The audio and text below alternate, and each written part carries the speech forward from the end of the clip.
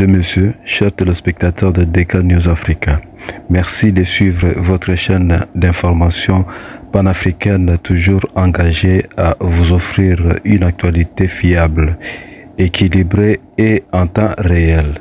Aujourd'hui, nous allons parler de la situation ou soit du phénomène Mobondo en République démocratique du Congo.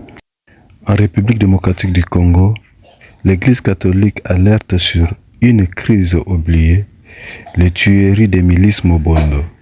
Elles visent désormais dans 5 provinces autour de Kinshasa, la capitale, et même maintenant dans ses faubourgs. Leurs actions ont fait plus de 280 000 déplacés en un an. Suivons l'intégralité de ce reportage signé Apôtre Dédé Kibala, DK News Africa. En République démocratique du Congo, l'Église catholique est déterminée à briser le silence.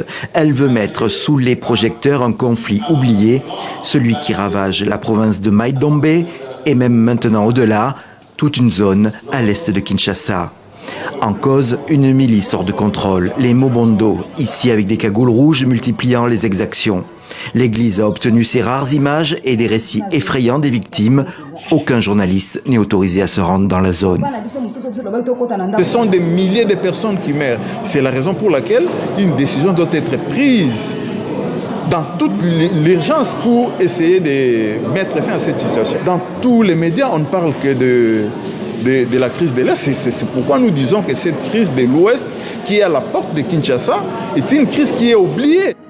Depuis 2022, une crise entre la communauté Teke, propriétaire d'un droit coutumier sur la terre, et la communauté Yaka, des agriculteurs, a dérivé vers la création de la milice Mobondo, majoritairement composée de Yaka. Ces Mobondo obéissent de plus en plus à une logique de prédation et de mieux en mieux armés, ils ont élargi leur territoire et sont présents maintenant dans 5 provinces, dont Kinshasa. Le 7 novembre dernier, ils ont attaqué le quartier de Kigangati, en périphérie de la capitale. Ce n'était pas la première fois. Ils ont finalement été chassés par l'armée congolaise. Nous nous posons des questions de savoir comment un mouvement qui est parti d'un conflit terrien et fermier, et aujourd'hui là, ça puisse s'étendre jusque couvrir presque la ceinture terrienne de la ville-province de Kinshasa. Il faut que nous puissions approfondir la question pour voir,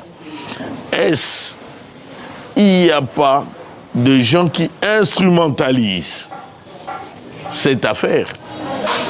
D'ores et déjà, le conflit a dégénéré en crise humanitaire.